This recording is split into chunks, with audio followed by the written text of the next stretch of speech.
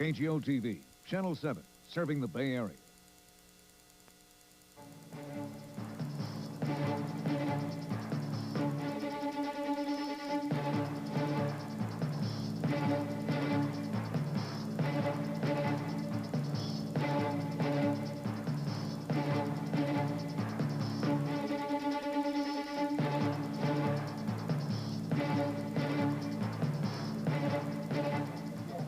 Clearly, the Battle of the Bay is now the Battle of the Bay Area to cope with a major, devastating earthquake that rocked California at just after 5 o'clock. Some seismologists are measuring it at 5.7. Some say a rather 6.7. Some are saying it's 7.0. The technicality of how large it was remains to be decided by the scientists. What we know is that it has been devastating for many people in the Bay Area. Exactly, and we have seen some extraordinary reaction. In fact, in that video that you saw as we opened our 11 o'clock newscast tonight, you already see people out on the streets doing what they can to help others, and there have been several circumstances where that help is needed perhaps as much as we have ever needed it here in the Bay Area. One of the most devastating incidents in this entire event was the collapse of Highway 880. Many people involved in the collapse of the Cypress structure were transported to several East Bay hospitals. The latest report we have right now about injuries: Letterman Army Hospital said that it has treated 11 victims, most of whom were admitted with trauma crush injuries from the bridge disaster. Highland Hospital admitted 29 earthquake victims with a range of injuries. 7 of them were serious trauma patients from that accident. The Oakland Naval Hospital also took some of the bridge collapse victims, including one person who had a collapsed lung. Some of the people underwent surgery tonight and were admitted. Hospitals are not giving any details about fatalities at this time, but we do know that the Cypress structure collapsed approximately a mile of roadway, pancaking down on a lower roadway, was the most devastating. The total death toll right now for this entire Bay Area region is estimated at close to 250, and perhaps as many as 400 people are reported injured. One of the problems we have here, and we'll tell you this because I heard it just shortly before we came on it, and that is that the figure of 200 people killed on 880 at the Cypress section is at around 200.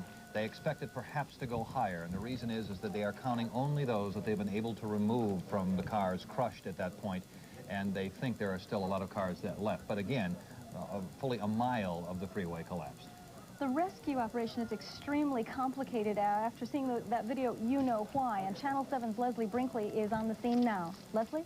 Yes, Anna, that's exactly right. There is a half-mile section of the 880 freeway, the Nimitz freeway, that has collapsed this afternoon. You can see it behind me. It is incredible. I think a lot of the rescue workers here are in disbelief that something this disastrous could really have happened here. It collapsed. We have final word, or a word confirmed so far, of 6 fatalities, over 100 injured. Many of the workers here say they think that number is going to go up quite a bit. From 8th to 32nd Street, leading to the Bay Bridge, the Nimitz Freeway, the upper deck, the upper ramp, collapsed onto the lower ramp.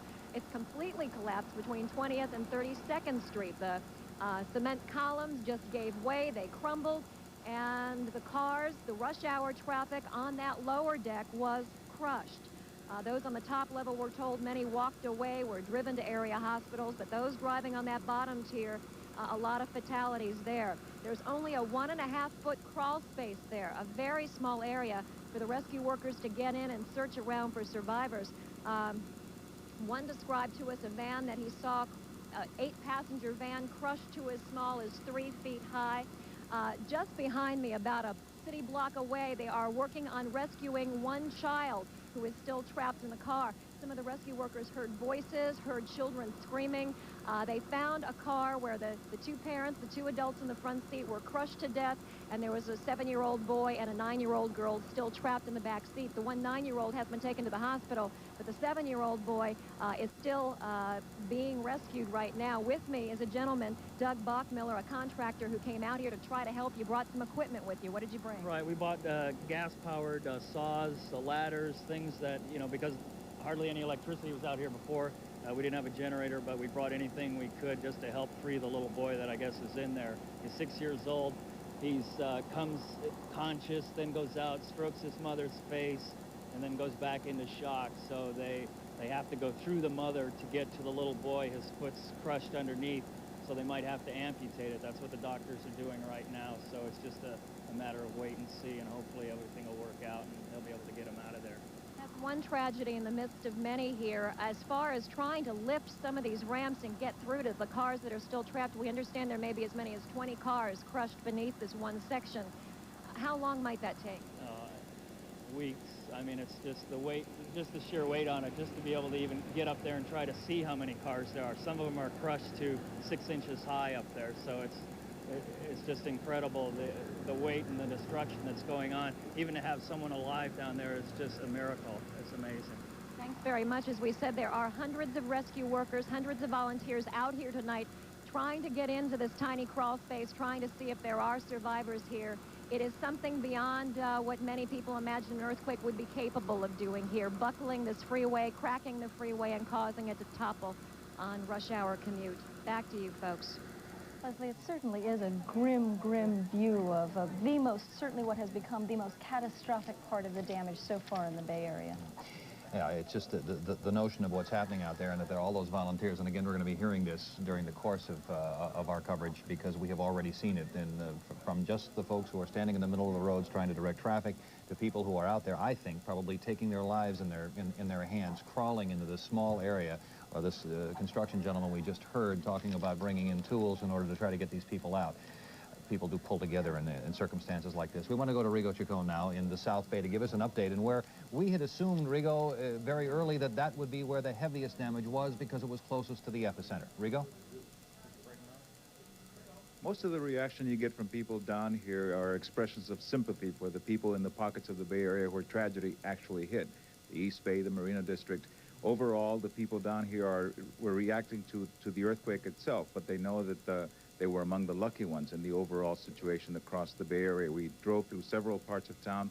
We found minimal damage, for example, at the Sears building at East Ridge, some of the buildings downtown, the new convention center, the Center for the Performing Arts, the Community Bank building. Generally speaking, damage was minimal in the South Bay Area. Of course, the reaction when the earthquake hit was as you would expect. We have some video that was shot by Tony Russomanno and cameraman Clyde Powell in the vicinity of Valley Fair Shopping Center. That video shows people reacting to the aftershock. The first aftershock, which if I remember correctly, was the strongest one of the three that I felt. That video was shot when people were reacting to that. There were also minor injuries. A gentleman fell during the initial shock and injured his back. There were several other reports of minor injuries throughout the city, but again, nothing as serious as the reports that are coming in from the East Bay. Overall, as I said, the atmosphere down here, the reaction by people is one of gratitude that the tragedy didn't hit here. Right now, the town is a lot quieter than it was when it had horrendous traffic jams, as you witnessed throughout the Bay Area. Generally, a town that tonight is considering itself very, very lucky. And I'm sorry I can't hear you, so I can't answer your questions. Thank you, Rigo. The latest from the South Bay. One of the areas worst hit by this earthquake in San Francisco was the Marina District, where a gas line ruptured, and that fueled a terrible fire that may have claimed as many as 4 lives. Channel 7's Laura Marquez was there. Shortly after the quake, this was the first sign of damage we saw as we entered the Marina District, a 4-story building that had fallen down, trapping people inside. We're painting on the 2nd floor, and everything just started shaking, and it's a plaster and lath building, and just whole sheets of plaster were coming off the ceiling and the walls. And I was in the bathroom painting. Randy was in the living room. And I ran to the bathroom door and stood there, and he was trying to get into a doorway, and the floor was falling at such an angle it made him fall down. There had been a courtyard in the backyard, and all the rubble and the pipes from the boiler all had fallen over, so we had to crawl over. And I held the baby so we could crawl over and hand the baby from one to another so we could crawl across all the debris in the back. A few blocks away, more collapsed buildings and a raging fire. A ruptured gas line caused the blaze. Firefighters evacuated the 2-block area. Somebody told me my house would fall down. That's why I come over here to check. But I got nothing. That's what I got. This is the clothes I got. I have everything inside. That's all I got. Water lines broke in the quake, so there was no water to fight the fire. Marina residents pitched in and trucked hoses 4 blocks. Crews pumped water from the bay. Friends frantically searched the collapsed buildings for loved ones. Firefighters brought the blaze under control in about 3 hours, but not before it spread to nearby buildings. Their reaction was utter terror, utter shock. They didn't understand this. Some of these people are elderly up in here that own these homes, and they've never, ever in their years seen that. They even didn't see 1906 quake. Structural engineers say one aftershock and this whole building will come down. They're inspecting the Marina District block by block, house by house. They're not sure how long that's going to take, but they're recommending that no one return to their homes tonight. In the Marina District, Laura Marquez, Channel 7 News. Anna, when we look at those pictures, and there's some of those that we haven't seen, even though we've been doing this literally since about 5:20 tonight, you can see the serious damage, especially the closer you get to the bay. That is on the old sand dunes that were part of that beach area, the Marina Beach area of early San Francisco. Now, to give you a better idea of what's going on out there, Carol Ivy is now at the evacuation center. That is at the Marina Middle School, right in the heart of the marina. Carol?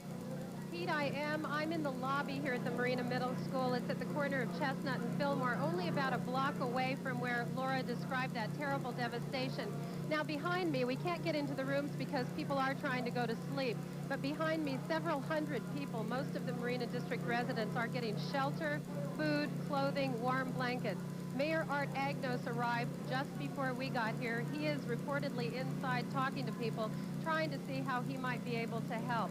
Again, these people, as Laura mentioned, pitched in to try to do everything they could to save their neighborhood and each other. Earlier, I talked to one elderly couple who said that their lives were only saved because of some young neighbors. I want to say the young people were just wonderful, how they helped us. People we never knew and they never knew us, but they carried us in their arms down the stairs, and they didn't leave us one minute. And even now some young folks that are very, very kind are helping us to find a shelter. And those sentiments voiced by that lady are just abundant here tonight. I can't tell you how many people are lending a hand.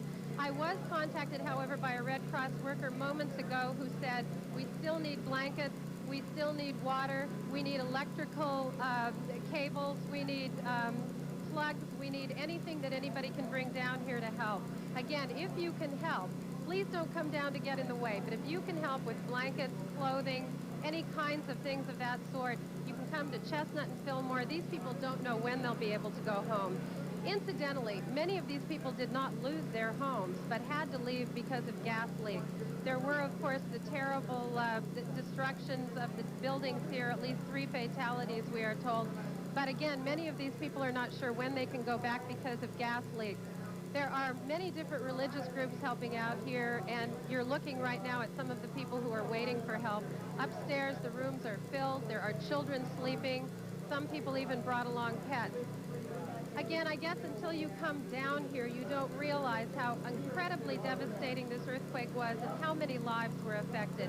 Pete, if anybody out there can help here in the Marina District, this is the place to come. Well, Carol, you remind us immediately that we're going to begin giving an address now, a very simple address. That is Channel 7. We'll give you a 900 Front Street address. We'll call it the San Francisco Earthquake Fund, but we will see, as we did with the Mexican earthquake, that the money goes to the Bay Area in general. So if you want to bring blankets in and food supplies and so on to specific areas, that's wonderful. But we'll also try to set up a monetary fund to help a lot of these people get back on their feet. And as you can see, in the Marina District, really, we've been there. We can't get out to all areas. We're sure there is a lot more devastation out there that we haven't even begun to calculate as yet. So San Francisco Earthquake Fund, Channel 7, 900 Front Street, San Francisco, and I think we're using 94111. So that's the zip code there. We've also got a list of the other shelters, right, because people around the Bay Area might want to take note of these addresses. The American Red Cross, during times of disaster like this, need those kinds of supplies. They need bottled water, they need blankets, and all of the things you can think of that families would need if they could not be in their homes for perhaps a couple of days. Take a look at the screen. In San Francisco, the Moscone shelter is at 3rd and Howard Streets. Use the main entrance if you're dropping off supplies. The Marina Middle School is where Carol Ivy just brought us that incredible story of neighbors helping neighbors. That's at 3500 Fillmore Street. The St. Ignatius School in San Francisco at 37th Avenue and Pacheco. We also have some addresses for the East Bay in Oakland, 2111 East 14th Street, And the public information line for Oakland, if you have questions about help, 273-3856.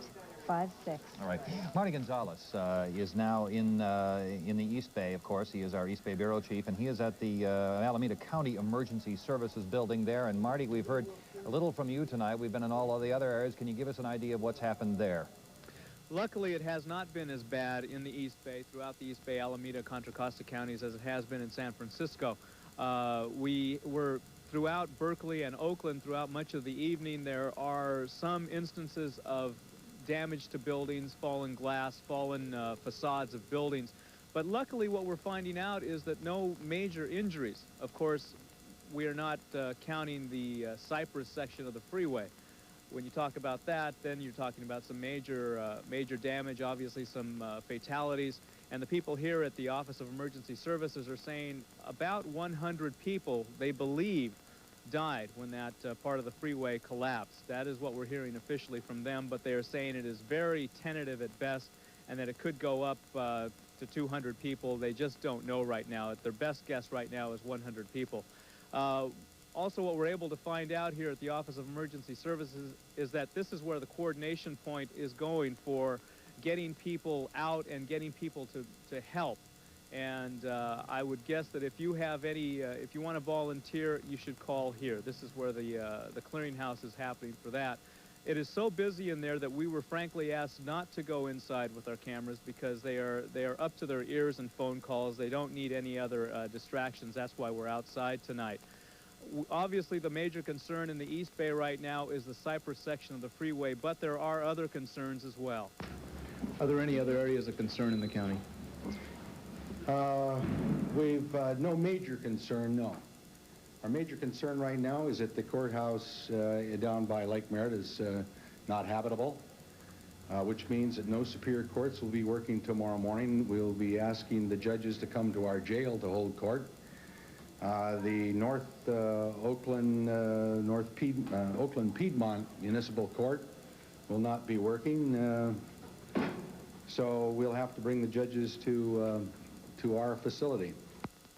Just one thing that they will have to be dealing with tomorrow in Alameda County. Something else they will have to be dealing with is the fact that there are no computer services throughout the county. We were told that at the county administration building, the computers, the wires leading to the computers literally melted when the earth shook at about 5:05 this afternoon. There is no computer services, and for the most part, the county is going to be doing its business for the foreseeable future by hand. But again, that is just one minor element that they'll have to deal with. The major thing that we can report from the East Bay is that aside from the freeway, that the damage, comparatively speaking, is very minimal compared to San Francisco. Pete Nana, back to you.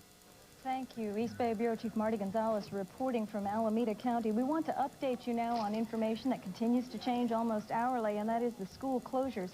Stanford University, San Jose State University, and San Francisco State University will be closed. San Francisco State University says it will be closed all week.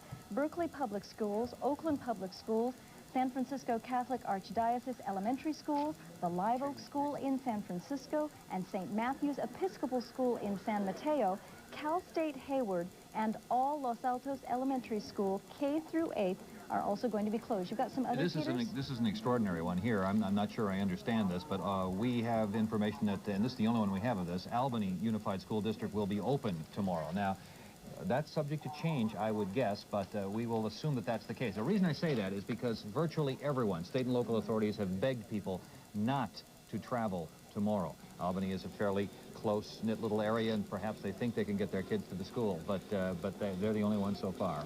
Oakland Public Schools put out a special missive earlier tonight. They want all parents who are concerned to keep their children home. Oakland Public Schools are all closed. So are the child development centers. Concerned parents or employees can call this number after 8 a.m. tomorrow. That's 836-8253. They would like all Oakland school principals to please report to their schools and assess the damage, and then come back and let the district know how bad the damage is. One final note also about emergency service employees, and this is just a public service message right now for public service employee call-ins. San Francisco Police Department still would like all available officers to respond. The fire departments of Oakland and San Francisco want all available officers to report as well. Kaiser no longer needs all available employees back as they did a few hours ago, and all other major hospitals in the Bay Area are now reporting that they are returning to normal staffing.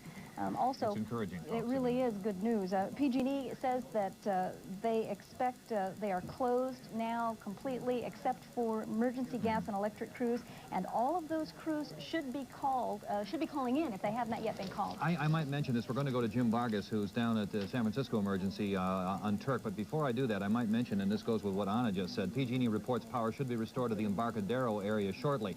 Now, they've been coming back on, slowly but surely, but the big problem right now is where there are gas leaks. They will not turn the power back on until they have determined that the gas leaks are under control. So there's two organizations working together there, hand in hand, and they may wait a long time. You smell gas in your neighborhood, you can pretty much assume you're not going to get power until that gas smell goes away. Now, let's go down to Jim Vargas. He has been at the San Francisco headquarters all through the night, Jim, and he's with the Lieutenant Governor. Yes, Leo McCarthy, the Lieutenant Governor, is the acting governor because George Deukmejian is in Germany, the trade show right now. Although I understand that the governor is trying to get on a military transport to get back as soon as possible. That's right. I talked to his chief of staff in Germany a couple hours ago. He's going to try to get back here by tomorrow afternoon. You have a pretty good overview as a state official as opposed to a local official of what the problems are throughout the Bay Area. Can you tell us, obviously the Cypress section of the Nimitz is the worst off, but what about the other parts of the East Bay? Well, the most serious news, of course, the number of deaths that have occurred, 54 confirmed deaths in the collapse of the 880 freeway section over in Oakland, 9 confirmed deaths here in San Francisco in 3 separate incidents, enormous damage all over the Bay Area. The Bay Bridge will take a long time to repair. Freeway systems around the Bay Area, lots of cracks, lots of damage, but I think they'll move very quickly to repair those in the next few days. It's hard to estimate what the total damage is, but this was a very strong shake, and it's going to be a very big number when we tot up all the damage. I think it's going to be a very long time before, say, traffic can get back to normal, considering what has happened, especially in the East Bay. The traffic over the Bay Bridge is going to take a long time, so those who have to commute to and from the East Bay for work would really be well advised to try to seek some other bridge or go up through Marin County, maybe go down through the San Mateo Hayward Bridge or the Dumbarton Bridge. Those were being inspected. Apparently, there are no fundamental defects or flaws in those bridges. Don't try to use the San Francisco Bay Bridge. Have you declared a state of emergency, and if so, what does that mean? I will be issuing a proclamation within the next hour that will declare a state of emergency, and that will then lead to the next step of asking the federal government to release their federal emergency funds so that we can give emergency help to local governments and to people here. Immediate shelter needs, repair of road systems to get things back in working order very quickly. Is there any need for military assistance of any kind? The military have been on the ball. There are about 20 federal agencies put at our disposal. We've been in contact with the White House. They're right on it. There are military hospitals that were made available for any civilians who were seriously injured in the freeway collapse in Oakland and in any other incidents occurring around the Bay Area after the earthquake. What did the governor say, and what did you say to the governor in your conversation? Well, he's shocked, of course, by what's happened here. He cut short his trip there, and he's trying to get the earliest plane back here so he can return to California. Did he say he was going to take any steps from Germany? No. I'm sure he may have some things to say when he lands. Thank you very much. Lieutenant Governor Leo McCarthy, the acting governor of California, at least until tomorrow or the day after. Thank you very much, Governor. Don, or Pete? All right, Jim, thank you very much. So there is a mixture of good and really terrible news that we're giving you all night long, and the extent of damage you really never know as this goes along. We should add some things, though, about the federal government. Well, we should. There was an immediate response. President George Bush was speaking before a group of Republican governors earlier today, and when he emerged from that meeting, he was told of the earthquake in California. His first words were, "We will get federal relief for Californians and those affected by the earthquake as quickly as possible." He then dispatched Secretary of Transportation Samuel Skinner to California. He should be here within a couple of hours. In addition to that, the Federal Emergency Management Agency has set up their offices already. They are having planning meetings now as to how to assess the damage and get the relief help here on the federal level. So it looks like the response has been quite quick from those emergency agencies in charge of trying to get the financial backup to people who've been devastated by the quake. We're told by the feds that the money will be there. So you can assume that that's the case. Don't worry about that now. Worry about your house, worry about gas leaks and the rest. We've talked already about two major areas of damage. That is the Marina fire and the collapse of buildings there, and of course the collapse of 880, the Cypress section. Perhaps what we ought to take a look at now are the first aerials we had on the air tonight. This was at about 5:20 tonight, 15 minutes or so after the earthquake hit. The first realization many of us had that this was not like every other earthquake we've had around here recently. This is the top section of the Bay Bridge. Of course, the eastbound or westbound section of the bridge, about a 50-foot section of the bridge, collapsed onto the lower deck of the bridge here, just one section of it down. And this remarkable footage you're about to see here was taken by two tourists from Oklahoma, Thomas and Debbie Kelly. They were driving on the Bay Bridge during the quake. They were misdirected, apparently, at Treasure Island back up onto the westbound lane. And what you see here are two cars that passed them, did not see the hole, and Debbie had the presence of mind to pull out her video camera, her home video camera, and shoot one of those two cars going off the end of that section of the deck we showed you with the aerial photographs a little bit earlier. As we understand it, and it's very difficult to get specifics, as we understand it, it took about 2 hours, and these two folks, by the way, helped considerably, we are told, the Kellys, in trying to get help for those people who had gone down into that section, that the driver of the car died. It took them quite a while for them to get them out. We do not know about the other individual. We don't know names. It will be a while till those specifics come to us. And there you see some of the emergency work being done on those folks. One of the most surprising things about this was that they told us that they had gotten onto the bridge, the earthquake shook, they were on the bottom level of the bridge and had been redirected to drive. It must have been a mistake. It was clearly an accident. They were redirected to drive back on the dangerous portion of the bridge. And that's when they saw cars speeding ahead of them as if they had no idea what they were driving into. It's clear that the authorities did not know that that section of the bridge was out. The traffic, for whatever reason, had been completely stopped, probably at the toll booth and then down below at First Street, where we suspect there had been damage earlier and we'd had the first reports. We also had something, the strangest part of this whole thing, perhaps at the outset, was that much of the city, much of the area, much of the country was concentrated, their mind's eye on the Bay Area because of the Battle of the Bay, the World Series game, which was about to start. 60,000 fans in their seats waiting for the beginning of the World Series game when suddenly, and I was outside just finishing our 4 to 5 o'clock segment, when suddenly everything began to shake.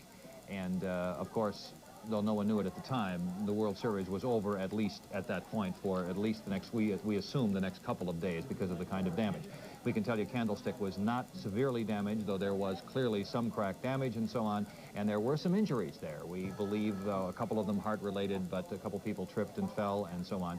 It shook terribly, and no doubt about that. A lot of, some panic, but for the most part, people dealt with it very well, and we are told, incredibly, that there are still people out there tonight simply waiting by their cars, perhaps not exactly focused, not knowing whether to go home or what they may have waiting for them. We do have some added information now about electricity. We keep going over some of the same information to keep you informed with the latest information because a lot of people are just getting their power turned back on.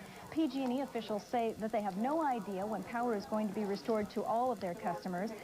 Police ordered them not to turn the service on until they've made sure that there is no danger of fire and explosion. So even though they may have power in some areas, it won't be switched on until it's completely safe.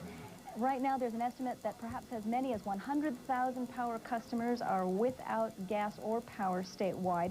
And PG&E has the following recommendations. Don't turn off the gas unless you smell it and unless you know how to do that. If you're not sure about how to do that, you can consult the instructions in the beginning of the white pages. It's a separate section of what to do in case of an earthquake. And also, they say if you see any electrical wiring down, please presume that it's live. Don't touch it. Don't come in contact with it. Right. Again, we will tell the folks, those few of you out there who are watching us tonight on portable television sets with their own power systems, that if you still have no power, it is suggested you turn off everything in the house that may have been on. I mean, talking about lights here, appliances, everything, because if the power comes back on suddenly, there could be a power surge, and then we would have twice the problems we had before. Another note, because PG&E is a major employer in the Bay Area, this is to those who work for PG&E and in their offices. All non-emergency personnel should stay home tomorrow. All gas and electrical and construction crews should phone their workstations, and PG&E is bringing in crews from outside the area to help with the emergency. So if you work for PG&E, don't go to work tomorrow. If you're part of a work crew, check in. And we ought to mention BART as well. As we've been telling you, state and local authorities have asked people not to travel tomorrow. Unless you're one of the groups mentioned here, police, emergency service vehicles, elevator mechanics, and so on, do not go to work. We're being told that. Your company, the bosses out there might be upset by us saying this, but this is what authorities are telling us. They understand what the situation is. But BART and the other general transit services are on roughly this set of circumstances. BART shut down almost immediately in most sections, but that was to check tubes, to check the elevateds and so on. They did find elevated damage in many areas. They're trying to restore some of those, but BART will not be operating its tubes or most of its system until it is assumed early morning, and they, we are told, may in fact hold off on that depending on what the State Office of Emergency Services tells them. We've got a quick rundown now of transportation in the Bay Area. We want to let you know the status of the bridges and the transportation infrastructure.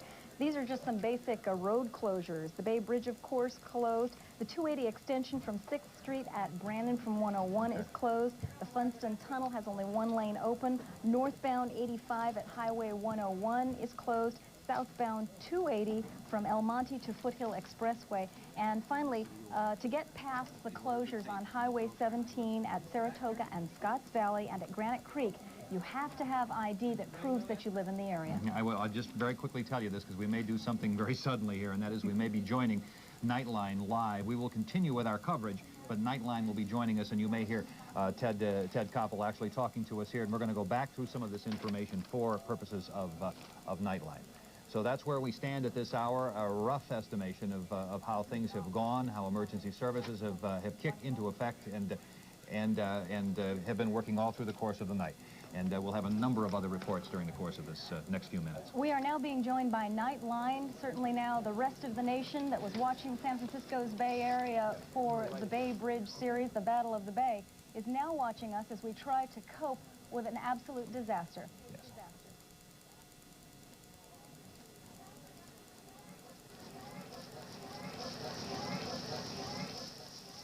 Hear me.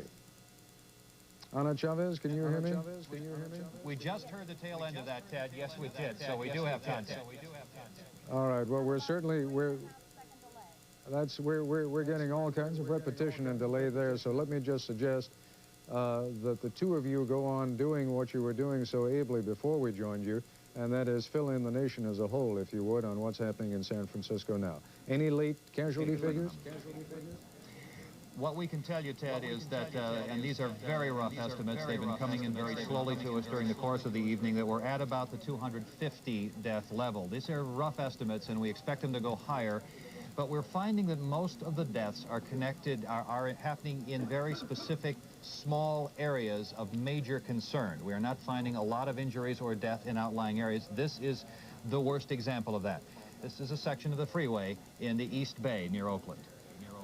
This section of freeway, perhaps a full mile, collapsed like a pancake. Emergency crews poured into the area and tried to make the very best of the situation by using volunteers in the neighborhood. They all came and saw the same thing. Two slabs of concrete at points compressed to perhaps within 6 inches of each other. Estimates that perhaps 250 people had been killed underneath and 400 injured. Right now, rescue crews are still on the scene. This video was taken just moments ago. And people are trying to get to those few victims who may, in fact, miraculously still be alive. We've heard a report that a 6-year-old boy is trapped inside of a car, and that through the 6-inch crawl space, people are talking to him. Periodically, he comes in and out of shock. He strokes his mother's cheek and then passes into unconsciousness. The extraordinary thing, Ted, and we're finding this for all the rest of you in the country, that we're seeing the same thing that happened here in 1906 is happening again, that hundreds and hundreds of people are out in the streets directing traffic, helping fire departments move hoses into certain areas. And in this case, the area of that collapse, they're literally in there with their own tools, crawling in a 3-foot crawl space that is that collapsed freeway, trying to pull those people out. And it's been going on now for several hours. Ted, I'm a native of the Bay Area. I've lived here my whole life, and I've been through a lot of earthquakes. This one was different than anything I've ever felt here. It was a sharp jolt. I was standing in the middle of the street. It actually looked like it jerked very suddenly and very abruptly. And I saw a 2-inch crack, or about an 1.5 inch crack, just zip down the street. People flooded from their buildings, from their office buildings, from restaurants, into the street.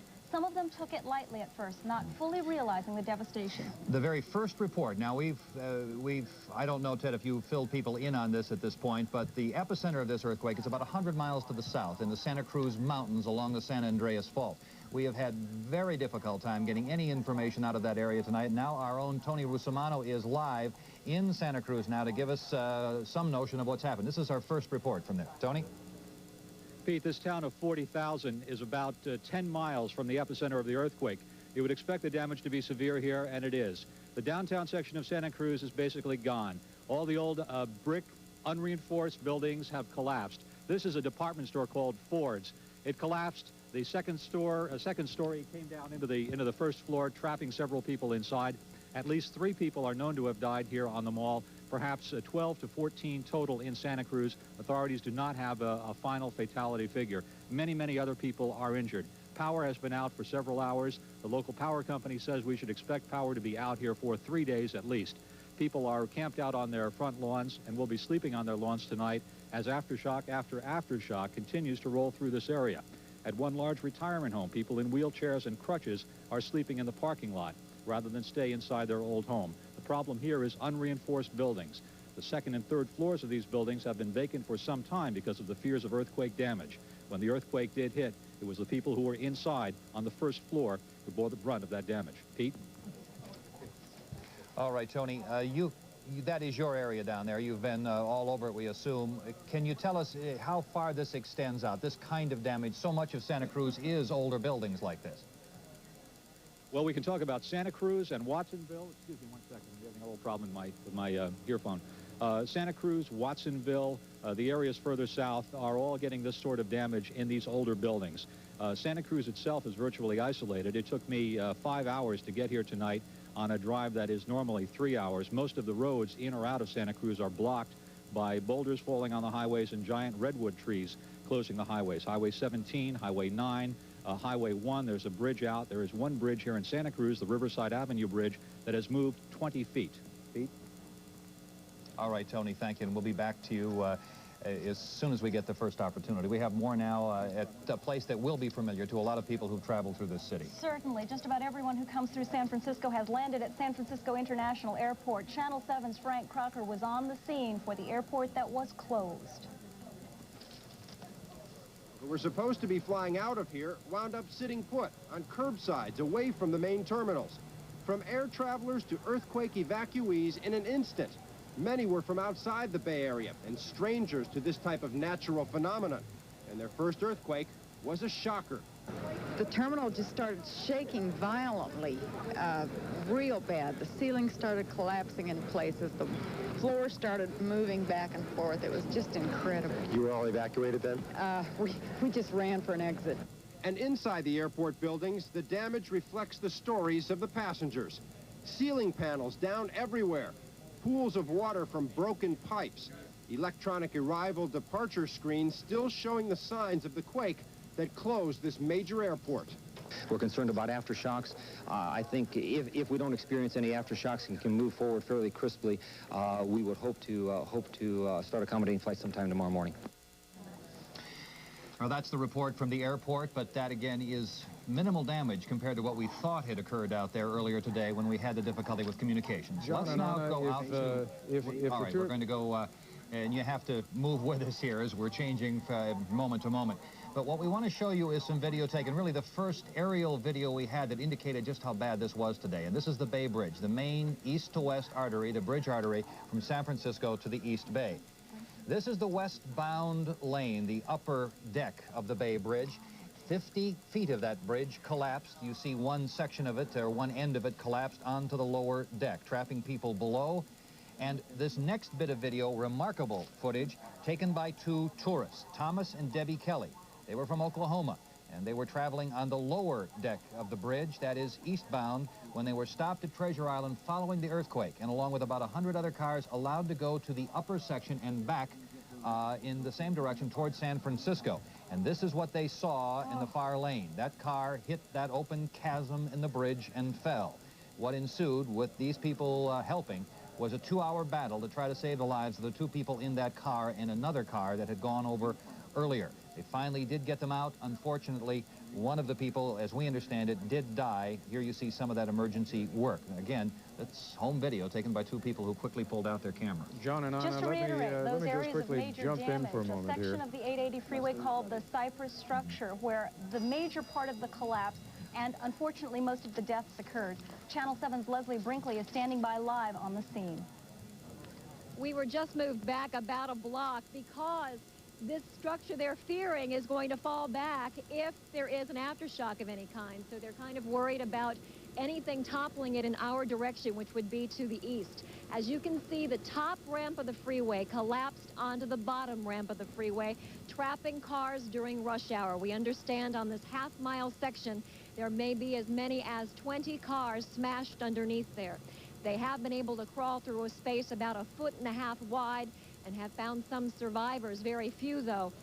There are many dead up in there right now, only 6 fatalities confirmed, but they are certain that as they're able to get in and locate more, that this is a very disastrous scene of this earthquake. 1/2 mile of freeway falling, concrete columns tumbling, and there is a rescue attempt going on just down the way from here that you were mentioning a little earlier, and that is a 7-year-old, a 6-year-old boy, and his 9-year-old sister. The 9-year-old was taken out of the car that was trapped underneath there, but the 7-year-old is still stuck.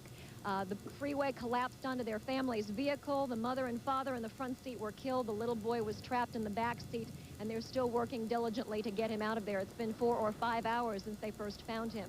There are voices coming from some of the vehicles on that lower ramp of the freeway, and there are hundreds of volunteers, rescue workers, fire departments here doing what they can to try to locate those voices and try to get in and save as many folks as they possibly can.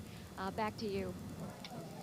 All right, Leslie, thank you. Again, we've been getting these reports all through the course of the evening from reporters who've been out there trying to get at the specifics of the damage done here. Ted, we'll throw it back to you and tell you that the Red Cross is already taking what they can from people who want to help out here. And I think you've seen in the last few minutes that just like the folks on the East Coast did after Hurricane Hugo, we need the help. We need the help. We need the help. John and Anna, you and all the reporters out there are doing a remarkable job in pulling all of this together. When we come back after a break, I hope we're going to be able to find out a little more specifically about what's happening to the services in San Francisco and to some of those fires that we heard about earlier. We're going to take a break now. We'll be back in a moment. This is ABC News Nightline, brought to you by Infiniti.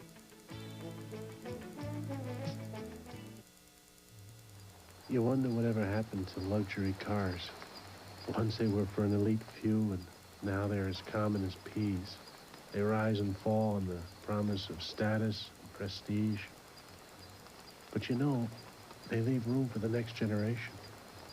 A new vision, more idealistic. The time has come, the walrus said.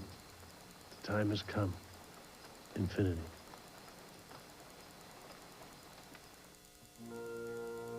One was named Wilbur, the other Orville. Two brothers who shared a belief. A belief that when the fundamentals of aeronautics were properly applied, man could fly.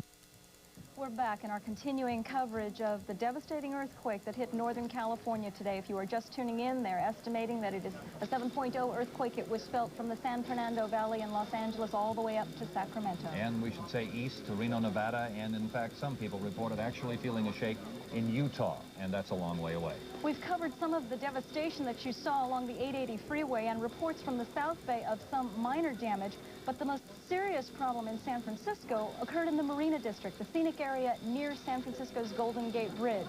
And it happened when a gas line ruptured, and the fire that resulted from the gas line explosion, or the rupture of the gas line, may have claimed as many as 4 lives. Channel 7's Laura Marquez was there. Shortly after the quake, this was the first sign of damage we saw as we entered the Marina District, a 4-story building that had fallen down, trapping people inside. We're painting on the 2nd floor, and everything just started shaking, and it's a plaster and lath building, and just whole sheets of plaster were coming off the ceiling and the walls. And I was in the bathroom painting, Randy was in the living room. I ran to the bathroom door and stood there, and he was trying to get into a doorway, and the floor was falling at such an angle it made him fall down. There had been a courtyard in the backyard, and all the rubble and the pipes from the boiler all had fallen over, so we had to crawl over. And I held the baby so we could crawl over and hand the baby from one to another so we could crawl across all the debris in the back. A few blocks away, more collapsed buildings and a raging fire. A ruptured gas line caused the blaze. Firefighters evacuated the 2-block area. Somebody told me my house would fall down. That's why I come over here to check. But I got nothing. That's what I got. This is the closest I got. I have everything inside. That's what happened. Water lines broke in the quake, so there was no water to fight the fire. Marina residents pitched in and trucked hoses 4 blocks. Crews pumped water from the bay. Friends frantically searched the collapsed buildings for loved ones. Firefighters brought the blaze under control in about 3 hours, but not before it spread to nearby buildings. Their reaction was utter terror, utter shock. They didn't understand this. Some of these people are elderly up in here that own these homes, and they've never, ever in their years seen that. They even didn't see 1906 quake. Structural engineers say one aftershock and this whole building will come down. They're inspecting the Marina District block by block, house by house. They're not sure how long that's going to take, but they're recommending that no one return to their homes tonight. In the Marina District, Laura Marquez, Channel 7 News. Earlier this evening, San Francisco police recommended that all San Francisco residents stay within their homes because there are disturbances in some part of the city. Also, the CHP is asking that anyone avoid driving who possibly can. Don't go out on the roads if you don't have to travel. We have some specific areas of interest to people needing to move around the Bay. Bridges that are closed. The Bay Bridge, of course, is closed, and all cars abandoned on the bridge were taken to a parking structure at 8th and Brannan in San Francisco. There will be no charge to collect those vehicles. The Golden Gate Bridge is open in both directions. The San Mateo Hayward Bridge closed in the eastbound lanes. The Dumbarton Bridge is open. The Richmond San Rafael Bridge is open. Now let's take a look at some South Bay roads. Highway 101 at 3rd and San Mateo is closed. Highway 101 at University Avenue in Palo Alto is open. Highway 280 at Mora in San Mateo is closed. Highway 280 at Highway 85 is closed. 280 at Magdalena is closed, and southbound Highway 9 is closed.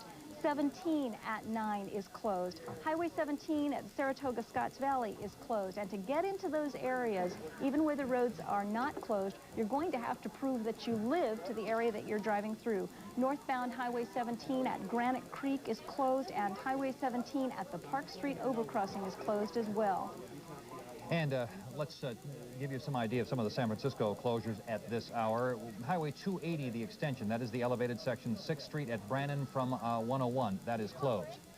The Central Freeway, Highway 101 at 9th, both directions, closed. Highway 480, both directions, closed. Highway 101, that's at 3rd, closed. And southbound 101, the Marina District, for obvious reasons, that is closed as well. In the East Bay, where we have heard there has been less damage in some areas, more in others, westbound 80 is open. Traffic diverted to eastbound 580. 880 is closed at 980. Highway 680 at Highway 24 is open. Highway 580 in Oakland is open. Highway 24 in Oakland is open. And the Caldecott Tunnel is open at this hour. Now, in the North Bay, where there has been less damage to report than virtually any other area in the immediate Bay vicinity, Highway 101 Golden Gate Bridge has been open since the very beginning of all of this tonight. It never closed. Lombard Avenue, the approach, that is open, but there is very heavy traffic. It's been reported off and on all night. 19th Avenue, the approach, that is the MacArthur Tunnel. One lane is open in both directions. So there's only one lane there. It will be slow, but you will be able to get on the Golden Gate Bridge. Now, as for BART, just very quickly, BART has had all kinds of problems because there's been specific damage at some of the BART stations, but the tubes are fine. We learned that fairly early on. BART is trying to open things bit by bit, and they expect to have some operation going by early or mid-morning. But again, they'd rather not have people use BART or any other mode of transportation to get to work tomorrow. That is a broad suggestion. And also, when the quake hit, at the beginning of the commute hour, hundreds of people were evacuated safely from the station. The train that was stuck underground in the tunnel was brought to the Embarcadero station, and everyone got off safely. We have a note now, and this sort of relates to what we were saying earlier about reports of some disturbances within the city. Apparently, several hundred National Guard soldiers have been mobilized, and they will quickly be put in stations where homes have been left empty because people were uncertain either about the gas leaks or about the structural safety of their buildings. Right. You get reports of remarkable things happening, people helping, as we have talked about all night, and then you get the other kind of people, and we're going to have to expect that as well. In fact, very early on, the National Guard units and some soldiers as well at Fort Ord were asked to get involved in all this. We have to a guest who's joining us in the studio live. And this is Sergeant Fred Bowe from the CHP. How are you, Sergeant? Hi, Steve. Can you give me a rough idea of what the situation is like for you folks tonight, and suggestions for people who want to travel, who may not have gotten home yet so far? Our main problem, again, is that the freeways, again, some of them have collapsed, of course, and that has made us have to close roads, detour people. There's very limited lighting out there. Some of the light is just starting to come back on right now. So if you're going to travel at all, be very, very careful. Extremely careful. Again, because most of the roads that we've already closed, again, we've closed because there had been part of the structure, in fact, has fallen upon the roadway, or the structure itself is unsafe. And again, a lot of vehicle traffic could cause additional problems for people. We've been telling people not to travel if they can at all help it. And of course, they're going to be anxious to get home if they haven't been home. Can you reiterate that for us? That would be my recommendation, a very high recommendation. Again, probably look at trying to contact their loved ones or family by phone, let them know that they're safe, and again, not expose themselves to any other additional danger, again, because people are being inattentive. Again, even when they come to our roadblocks, they're stopping to ask the questions that poses a danger of them possibly getting rear-ended. Is there any idea yet when certain roadways might be cleared? How long it takes to get areas cleared so that you have one main artery at least running north and south, east and west, where people can drive normally and resume some of their normal activities? That's what we're trying to do right now, and of course Caltrans, again, is taking the time to inspect those structures to ensure that it is safe and sound for vehicle traffic. It's a slow process, and it has to be a slow and careful process. Again, we don't want to have any additional people injured or harmed because of haste to trying to get that roadway open. But again, that is our intention. Again, we're looking at starting to put in some plans again to try to even get the bridge back to operation as quickly as possible. But again, it does take a lot of logistics and resources to get that done. Let me hit that bridge issue if we can very quickly. We see that large section of the bridge out. Obviously, that section can be removed. That is pulled up by a crane or moved out of there or possibly taken out in some other way. And here again, we're looking at that footage. Can you give us a better idea of other damage that might have occurred on the bridge? Have they been able to look at that? Are you aware of it? Again, I haven't inspected the bridge myself, but again, there are reports again that the area called the Auto Flats again has had some damages also that may cause difficulty for people trying to travel through. And again, a piece of structure as a bridge here, again, to get that removed, and again to make sure that the lower deck again can be has to be brought up. Sure. Right.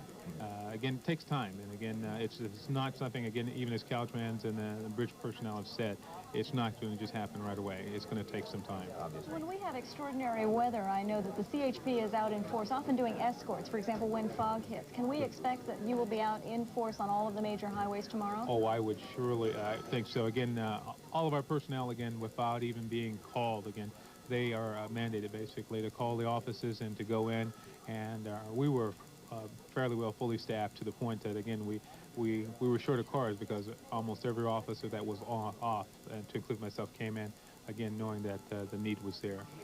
If you were out there tonight, and I don't know if you had a chance to move around at all, but what's your general impression of how people handle all of this? Well, for the most part, I think for the freeway crowds, again, there was some disorganization, but again, for the most part, the majority of the people were very cooperative, and the few that weren't, who again were very intent on going the direction they wanted to go, again, with a little persuasion, came around. But a good effort by everyone, and again, I think for the emergency staffs that are out there working. Patience is the key here, and it's going to take a long time. It's going to take some time, again, because again, looking at those structures, again, it can't be. It's not just like you know, an accident where you can just clear it away and get everything back to normal. Sergeant Treadwell, thank you. Thank you. We'll be back to you if we can get more information from you. This was one of those events where, when it first happened, people looked at each other and didn't really realize how serious it was. No, it certainly Some people was that way at the joked stadium, out on the street. And as a matter of fact, I heard a couple of people say, well, I guess this is a reminder to get ready for the big one. This is, in fact, the most devastating earthquake to hit any major city in the nation since the 1906 quake that claimed so many lives in San Francisco. Precisely right. And the parallels of this and the 70s quake in Los Angeles that did so much freeway damage and hospital and institutional damage and so on are obvious. But as well, this is the quake that most of the experts had predicted had about a 30% probability of occurring before the year 2018, at least in that area. Now, that doesn't mean this is the big one, but it certainly was big enough. Right now, we want to go to Channel 7's Frank Crocker, who has been at San Francisco International Airport all night. Frank?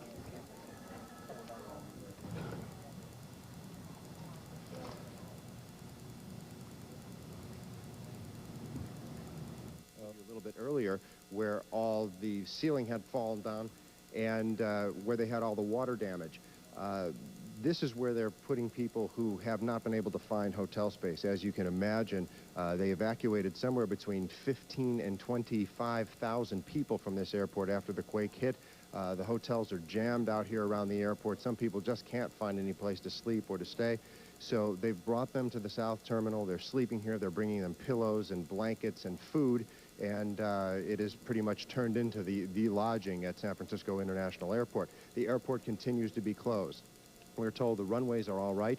The tower can go back to full function at this point, but lots of drop ceiling has fallen. There's lots of water damage.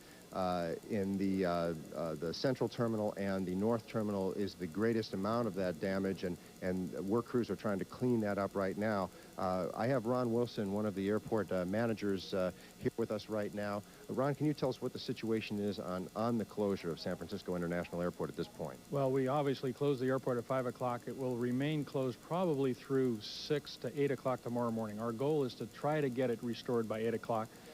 We've got a lot of international flights coming in that will be fairly low on fuels, and we've got 2 other airports that are damaged also, so we're going to make every effort to get it open by 8 o'clock. We'll concentrate in this area of the terminal, the South Terminal. You won't necessarily be departing by the airline you see on the back ticket counter, by the designation, but we'll try to operate from this terminal, then go into International and North Terminal.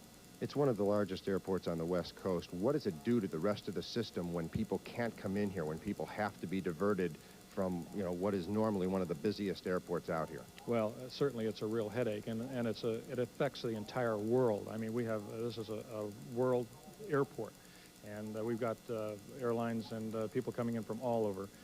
It's going to be very inconvenient for the next couple of days, and we're just asking everyone to bear with us for a while. Are you asking people to stay away if they can? Well, if they can at all delay their plans or make alternate plans, certainly do that, because they're just going to add to this congestion tomorrow, especially early. We want to try to take care of the people that are here now, and certainly as time goes on, it's going to get better and better. We've got crews working all night long to get this place cleaned up, to restore the power, get everything back into at least good enough shape that we can begin the operation. But once again, do you think the runways are all right? Do you think the buildings are structurally sound? They are telling me that the terminal buildings are structurally sound. They're telling me that we lost an entire cargo building. I haven't seen it, and I don't know what shape it's in, but they say it cannot be occupied. The runways are sound, yes. In fact, we've departed one flight here tonight. British Airways is the only one we've departed since 5 o'clock, and they were ready to go, and everybody's sitting on the airplane ready to go. Since the runways were restored and we had no other airplanes in the air, that one could go. Okay, thanks a lot, Ron Wilson. Good luck to you. Everybody's going to need some luck after all of this. One other thing, there was one major injury out here as far as they can determine. A person found behind a counter, either with a broken back or a broken neck. We don't know the status of that person right now, but miraculously you saw the pictures before with all the ceiling that had collapsed and all the at least superficial damage that they had, that there weren't more injuries. Back to you. Frank, a quick question, and this is speaking from my own ignorance. Can you tell me whether there is a plan when there's a disaster like this that takes care of people who are planning on travel? Is there a general rule that all the airlines follow, or is every potential flying customer on their own to deal with the airlines? Well, I can tell you from my own eyewitness observation, when we got out here earlier this evening, it must have been about 3 or 4 hours ago, what was happening was they were bringing buses out and pretty much taking people to whatever hotel still had rooms. There was a great deal of coordination going on. There were representatives from the airport, representatives from the city, representatives from all the airlines, and they were pretty much just trying to get as many people out of here as they could into some kind of lodging. As I alluded to before, they ran out of lodging. And so they're trying to make do out here. The Red Cross is bringing in food and blankets and pillows, as we've heard about in all the other areas around the Bay Area tonight. And I think the folks, some folks are on their own, some folks have been provided for, and they're trying to do the best they can for these people. Frank, one other question. We had reports, and you're hard by the hotel row over there, those large hotels that ring the airport. We had reports that the AmFac Hotel had suffered considerable damage, but they had no injury reports. Have you heard anything more than that? That's all we've got. Well, I've been so isolated out here. Of course, the airport folks are speaking specifically to the airport. I really do not know anything about the AmFac other than what I've heard on our air tonight, which I've also been monitoring. So I really can't speak to that. I can just tell you about the airport. Right. Thank you, Frank. Thank you. Frank Crocker reporting live at SFO, where if you can stay away, the word is please do. Stay away. We have an update on our power situation. PG&E is saying that perhaps as many as 1 million electricity customers are without power right now. Still out. Still out, and that perhaps 100,000 gas customers in San Francisco are without gas supply. They expect that perhaps 1/4 of customers will have their power restored within the city of San Francisco by 10:30 on Wednesday. And the downtown area, they are not so sure. It may be next weekend before electricity is restored to the high-rise buildings in downtown San Francisco. Yeah, we should point out again, and this was readily evident as we moved through the city from the Candlestick Park at about 7 o'clock tonight. There are enormous numbers of small gas leaks around the city. You can smell gas everywhere if you've been outside at all tonight. And this is going to be true of Oakland and Berkeley and virtually every area that has been heavily affected by this quake. There is an interrelationship between electric power and the gas. They do not want to turn on the electric power, even if they do get it restored. They don't want to turn it on until they have permission from the gas folks that the gas leaks have been cleared. So it may be considerable time, as they said, possibly Saturday, until the majority of people have much of this back on, much of their gas back on again, and that just means that electricity will take that much longer. If by some chance you are one of those people who is just getting your power restored and you are just now getting the story and the news of how widespread the damage has been from this incredible earthquake, we want to recap what has happened. At just after 5 o'clock this afternoon, an earthquake perhaps reaching a magnitude of 7.0 hit the Northern California area, and it was felt as far south as Los Angeles. It was felt as far north as Sacramento. And what you are seeing here was the first real indication we had of how bad this was. First, that collapsed section of the westbound upper deck lanes of the Bay Bridge, and then this horrible mess on Highway 880, the Cypress section. 1 mile of the upper deck of the freeway collapsed onto the lower deck, and this is where the majority of the severe injuries and death has occurred. And then this place. The gas lines in the Marina District erupting during that terrible shaking and causing a fire. Several historic buildings out there, the quaint buildings that you see in the postcards of San Francisco, buckling under the earthquake. You can see the damage for yourself, but that devastating fire consuming an entire building. Laura Marquez, who was on the scene, said it had been a 4-story building. This is some of the rubble that is on the streets of San Francisco's financial district. We are learning tonight that the World Series may well be moved now to a neutral site. I think they realize the gravity of the damage here. It will be impossible for them to start again tomorrow with a series that was, of course, canceled, the game today, postponed at Candlestick with 60,000 people watching. You're seeing footage now from the financial district. This is some of the damage there. We understand windows broken there and so on, but general effect, even some lights back on there because they have emergency systems. There's the time. That was about 5:06 or 7. This is the Amtrak Hotel that we mentioned a little earlier. You can see the kind of cracking in the walls that we saw in Mexico City in some of the hotels. There was a partial collapse in that hotel. As Peter mentioned a little bit earlier, we haven't had specifics on injuries, whether there were any there. And this, of course, the most devastating part of the damage. Yeah, this is what we showed you before in the daylight aerial footage. This is a ground shot of the 880 bridge collapse. You can see them still searching for people, but here again, the downtown damage. The I. Magnin store here, for instance, at Union Square, Macy's. And this is all over. San Francisco City Hall and the Opera House have both suffered some structural damage. That was the early report. We haven't had an update from there. Again, one of the concerns wherever you go in the Bay Area is to check to make sure that there was no structural damage, and that's why many of the school districts have closed their schools for tomorrow, because they want to make sure the buildings are safe. We can pretty much make a general announcement that the schools are going to be closed. Colleges, universities around the Bay Area, most have called us. Some probably still will. Only Albany has said they will hold school tomorrow. That is the only area so far. And we still suspect that, yes, and UC Berkeley, they had less damage there than some of the other areas, so they may go ahead. But again, they've got that confined student population at Berkeley, and they can go ahead and do that. Another thing is that PG&E is still warning people that if you smell gas and you know with confidence how to turn the gas off in your apartment or your home, please do so. If not, call somebody. You can check in the white pages, the front of the white pages of any phone book, and you will see that there's information that explains how to turn off the gas. There's also information for how you can purify water. The purification of water may become an issue for people who are living in the South Bay.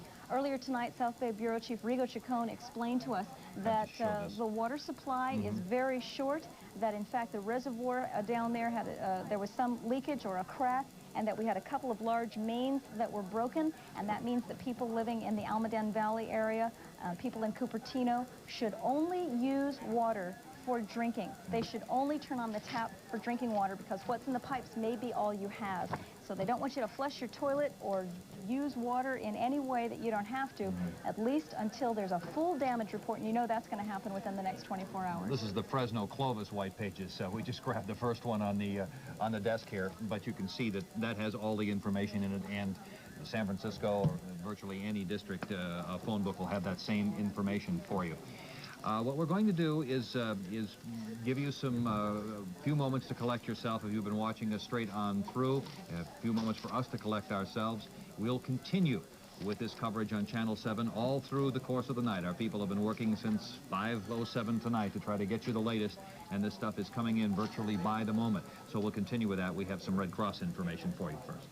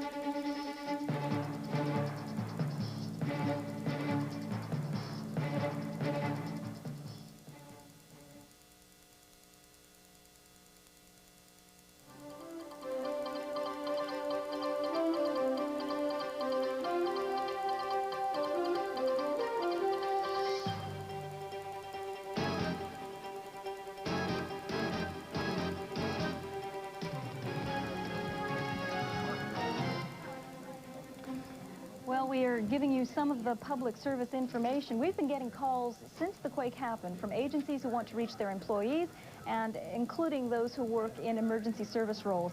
Police department wants, in San Francisco, wants any available officer who has not yet done so to please respond. Fire departments in Oakland and San Francisco, if you are just now getting the message, please respond and contact your stations. Hospital staffs, however, as you may have seen, have slightly better news. Most hospitals in the Bay Area are now returning to normal operations, and Kaiser no longer needs people to rush back to work or into any other Kaiser hospital. That was what they were asking for a couple of hours ago.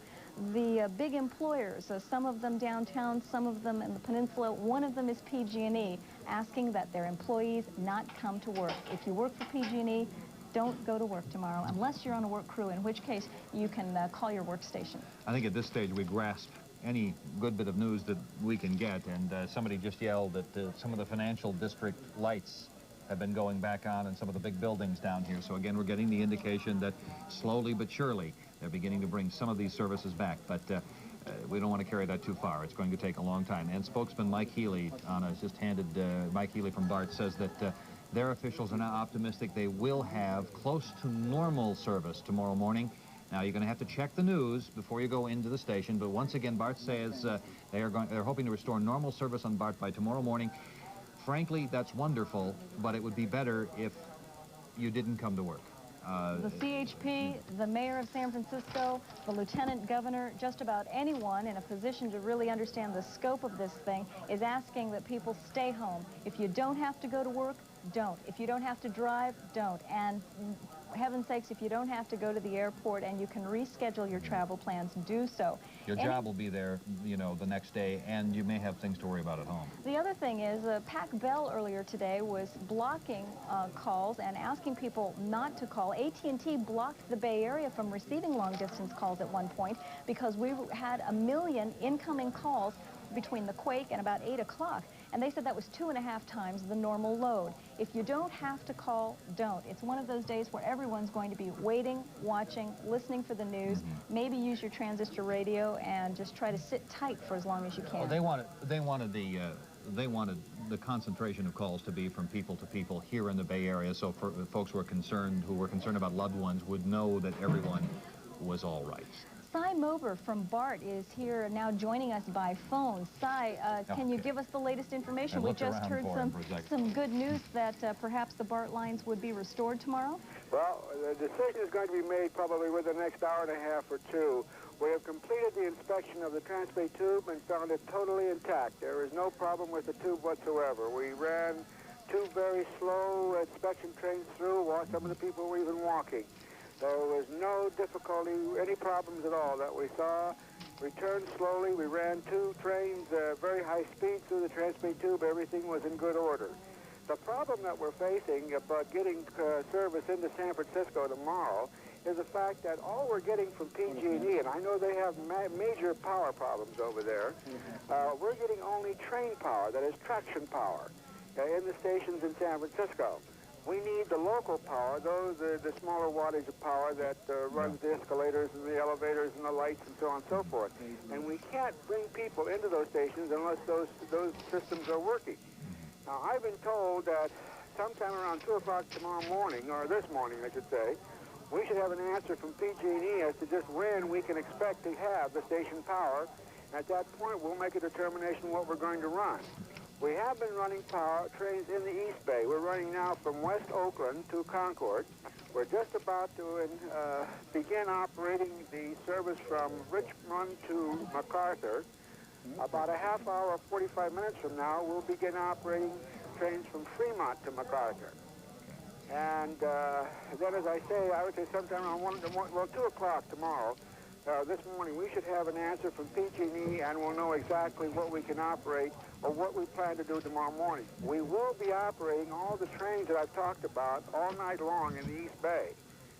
Now, with one other thing, I'm not quite sure where the Red and White Fleet is still operating their ferry service from Pier 33 to Jack London Square, but we have been providing a shuttle bus from Jack London Square to our 12th Street station. So we're moving folks in that direction. I've been told by AC Transit that they they had been running bus bridges for us. They would be running buses in and out of our stations all the way up from Fremont to Richmond. And then they would go across the Richmond-San Rafael Bridge through Marin, back on the Golden Gate Bridge, and into the East Bay Terminal First and Mission. So that at one time, that apparently is the only way people getting back to the East Bay by public transit, except, of course, the ferry. We've heard from a lot of emergency agencies that they would like people to stay home and stay off the roads and stay out of office buildings if they possibly can. So we hope that you will check in with us periodically between now and the beginning of the commute in the morning. Channel 7 News is going to be on live all night long, and it might be one of the most effective ways to let commuters know what the status is with regard to the electricity and the stations. Fine. I will get back to you several times tonight. I'll get back to you when we institute the Fremont service. I'll get back to you as soon as I have an answer from our operating people as to what we plan to do in the morning as soon as we hear from PG&E. Thanks very much. Simon over from BART. One of the original troopers, and I imagine has been out on those tubes himself tonight checking on all of this, so we at least know that we have BART, and those of you that have never used BART before, you may be learning how to use BART in the next few days because of the problem on the Bay Bridge.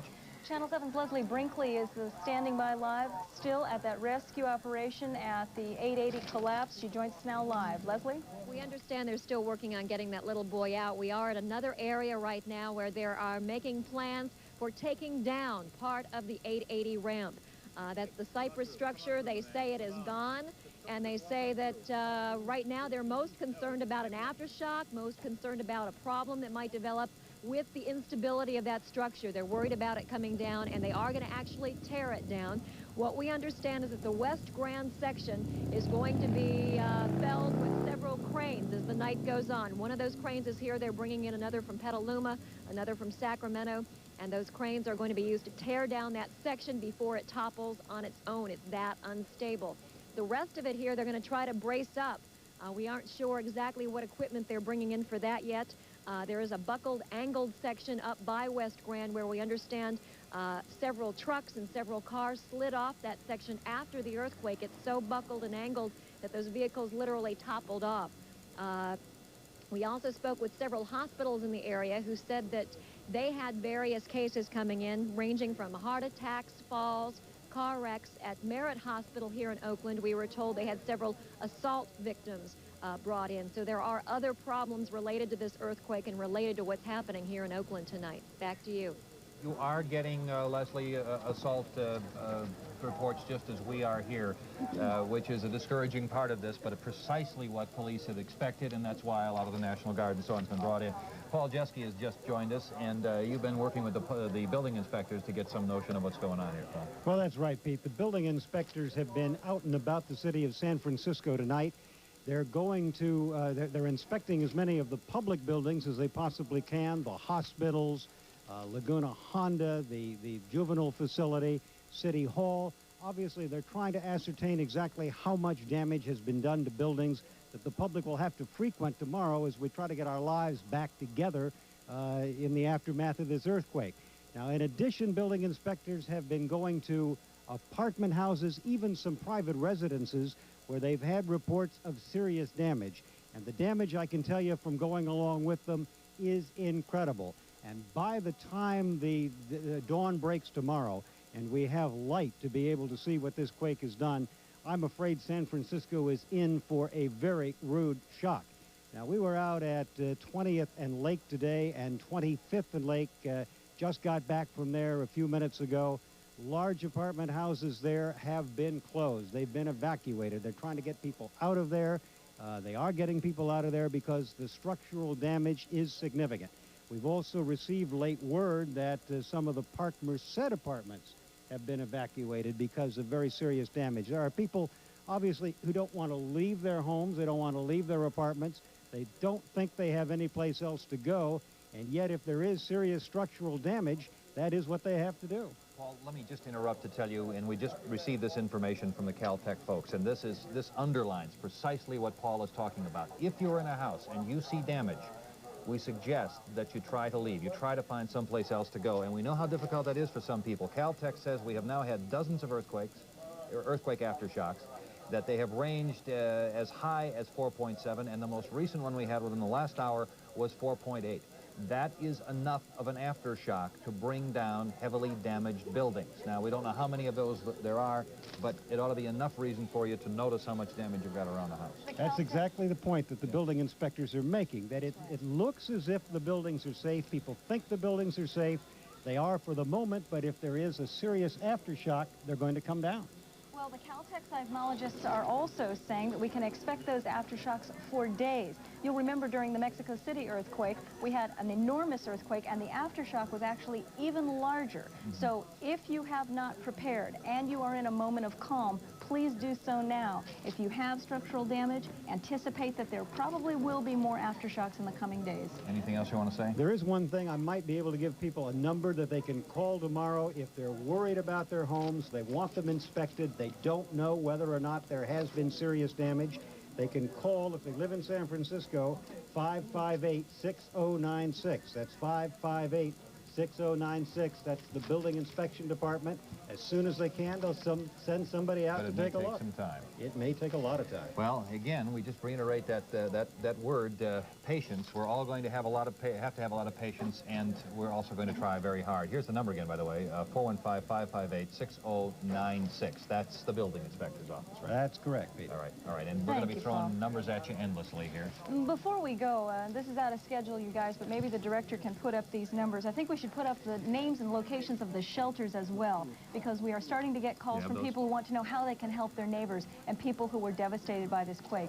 Carol Ivy's package from the Marina District certainly made it clear that a lot of people need emergency supplies, and the Red Cross right now is doing a yeoman's job of getting the supplies out as they can. In San Francisco, the Moscone Center at 3rd and Howard is now a shelter. In the Marina District, people can go to the Marina Middle School at 3500 Fillmore. And in the Sunset District in San Francisco, there's a shelter at St. Ignatius School at 37th Avenue and Pacheco. These are the 3 Red Cross shelters in San Francisco. As Carol explained a little bit earlier, these places need blankets and all kinds of supplies for families who are displaced from their homes, and we don't know for how long they will be. In Oakland, there are 2 locations we have for you. One is a location, another a line, 2111 14th Street in Oakland, and a public information line in Oakland, especially if you have supplies that you might want to offer to help, 273-3856. All right, and very quickly, and again, this is out of what we were expecting to do, but we've just received this information from Associated Press and from the various counties. They've put together just a brief list of what they believe damage, injuries, and death is at this point, some 7 hours and 10 minutes after the quake itself. The upper deck of a 2-tiered freeway collapsed, of course, during rush hour. County authorities estimate 200 deaths in Alameda County alone from that. That is the major portion of concern tonight in Alameda County. In San Francisco, 8 deaths, more than 100 injured, according to the mayor, at about a block of apartments destroyed by fire in the Marina District. Several other older apartment buildings collapsed or buckled. There is damage all over the city, but that is, we believe, the extent of the severe damage. We have had reports of up to 25 heart attacks as a result of all of this in San Francisco. Numerous assaults to report as well. Santa Cruz County, much closer to the epicenter of the earthquake. 8 deaths reported in the city of Santa Cruz alone. Houses burned or collapsed in Santa Cruz Mountains. And we know how wild it is in some of those areas, how isolated. It may be very difficult to get to some of those people. Highway 1 closed by a bridge collapse. Houses lost to fires, landslides, buildings collapsed. And we've only had one report from Tony Russomanno so far. And in any case, no information about deaths. Entire county without power. That's Santa Cruz County. Major structural damage in Scotts Valley. As Paul said, rude awakening. In San Mateo County, no deaths, 108 injuries, mostly heart and anxiety problems there. There are 7 people injured in a wall collapse at the Amfac Hotel. We've talked about that in Burlingame. The extent of injuries unknown there. Substantial damage at the Hall of Justice in Redwood City. Part of a supermarket roof collapsed as well. San Benito County, again near the epicenter. Numerous buildings collapsed. Roof of a J.C. Penney department store collapsed. Highway 101 closed by major collapse. Go ahead. I'm concerned I see a word there. Well, we have a bulletin now that the Federal Emergency Management Director, Robert Vickers, is asking all federal regional directors to meet at the Presidio at 1 p.m. today, Wednesday. They're going to meet in Building 105 at the Presidio, and this is to coordinate the federal services for the earthquake. We understand that the Vice President has landed at Moffett Field. Governor George Deukmejian is on his way back to the Bay Area. And a final note, a happy note. Remember the little boy that Laura Marquez told us about? Oh, the little 6-year-old. I'm sorry, it was Leslie Brinkley. Yes. The little 6-year-old boy who was trapped between the concrete layers on 880 in the Cypress section. Well, here's some good news. His doctor, Dr. John Ellis at Children's Hospital, says that he is in stable condition. They completed the rescue. He's out of the rubble, and he's in stable condition. So it's a bright night, a bright light after a terrible night. Certainly a terrible night for all those people. The extraordinary number of volunteers working on that as well. Very clearly, Olaspre County, Santa Clara County, City of Santa Clara, 2 floors of Kaiser evacuated. We told you about that. Minor damage reports in Monterey County. Very minor damage to report in Marin County. Now, what we're going to do is take some time to gather everything together because people have been working in here for 7 hours straight trying to pull this all together. So we will say goodbye to you live for at least a few moments. Play some tape of what's been going on during the course of this evening. For those of you just getting home, just getting your power back, we want you to stay tuned because we will continue then following that with updates all through the night or as long as we have to go. And we've got one more thing. We know that this is one of the most generous parts of the country. The Bay Area responds when there is a need, and you've seen the need tonight.